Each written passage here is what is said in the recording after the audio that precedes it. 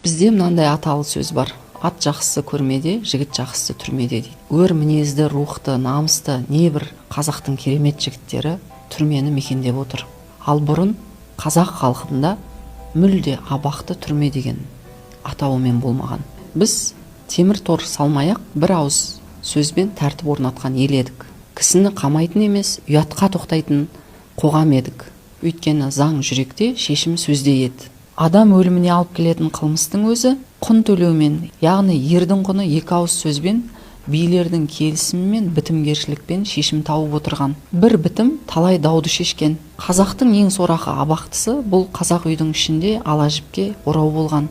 Сол ала жіпке оралған адамды ар өткен бер өткен бетіне түкіріп кеткен. Бұл өлімнен де сорақы ұяттың шыңы еді. Бізді туғаннан бір-ақ ауыз сөзбен тәрбиелеген, ұят болады деген.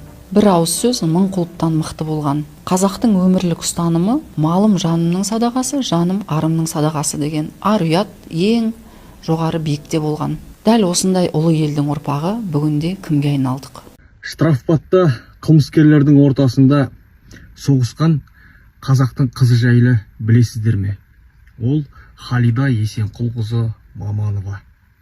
Халида апамыз 1941-45 жылға екінші дүниежүзілік соғыс басталған кезде ең алғаш штрафбатта соғысқан. Неге? Қаршадай ғана қазақтың қызы, бар жазығы байдың ұрпағы болған.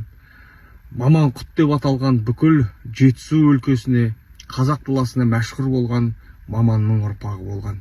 Дәлірек айтсақ, қазақ романын алғаш бәйге тіккен Есенқұл Маманұлының қызы болды. Сол үшін қудаланды, теперіш көрді. Қылаяғы соғысқа да жібермей, Халида апамызды окоп қазуға, өлген адамдарды жерлеуге жібереді. Бірақ та сол жердегі қызыл НКВД-ның иттері Қаршадай қызға тиісіп, әлімжеттік көрсеткісі келеді. Сөйткен кезде Халида апамыз Сталинге хат жазады. Мен халық жауының қызымын. Ақталу үшін мені штрафбатқа жіберуіңізді сұраймын. Егер сол жерде өлсем, мені және бүкіл туған туыстарымды ақтауды сұраймын деп. Сөйтіп апамыз штрафбатқа барады. Штрафбатта қылмыс әлемінің серкелері, саяси тұтқындар болады. Бірақ ол жақтың өз заңы бар. Адам емдейтін дәрігерді тиіспеу керек дейді. Апамыз айтады өзінің естелігінде, мен олардың бәрін Құдайдан кем көрмедім деп. Ол кісінің мамандығы дәрігер болған, соғыста капитан шенінде аяқтайды, Берлинге дейін жетеді. Қазір насихатсыз қалып жатқан қазақ батыр қыздарының бірі. Әлия, Мәншүк, Хиуаз сынды апаларымызбен қатар Халида Есенқұлқызы Маманованың аты да айтылу керек.